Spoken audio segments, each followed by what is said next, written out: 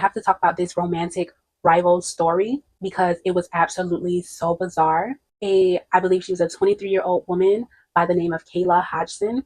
She was a bottle girl, doing the bottle girl service, and she lived in Tamarack, Florida, which is in, Fort Lauderdale. She would do hostings and bottle service in Florida and also in New York. While working in New York, she met a man and she started, talking to him on a romantic level. Sometime after that, she gets a DM from another young woman named Sakina Thompson, who is claiming that the guy that she is talking to is her man, which Kayla went back and asked him what was going on, what was the relationship, and he proceeded to tell her that she was an ex and he was no longer dealing with her. Kayla proceeded to go along with whatever exchange her and this guy was having. Well, months after, she started getting unknown calls with the person not saying nothing, and then when they would say something, they would call her a whore. She saw it as nothing, she would ignore it. And one evening, she came home after working all night. You can tell in the video that she is very tired. A couple of hours later, another guy who she was talking to who lived in Florida came by after she was not answering his, phone calls and messages to find her in her apartment unalived.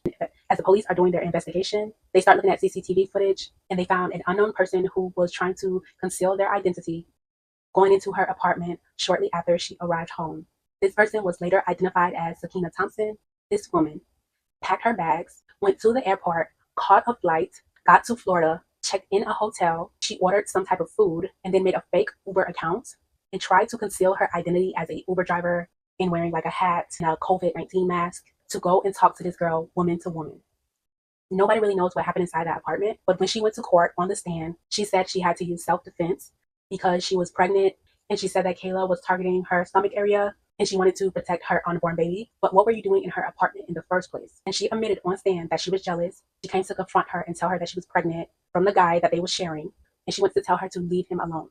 Ladies, jealousy is a disease. This young woman lost her life over a man who she wasn't really in a relationship with, and over a man who clearly lied to her. He told her that he was not involved with her, which he clearly was because she's pregnant at this point, so you were clearly still dealing with her. These men be knowing their baby mamas be crazy, but no one would expect her to do this. But the police did search her social media accounts. She would talk about hitting Terry and him cheating and different things that would perhaps trigger her. You know that I throw hands, right?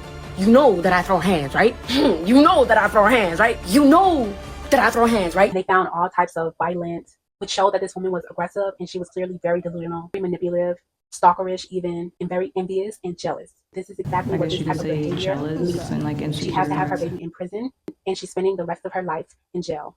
Ladies, it's never that serious.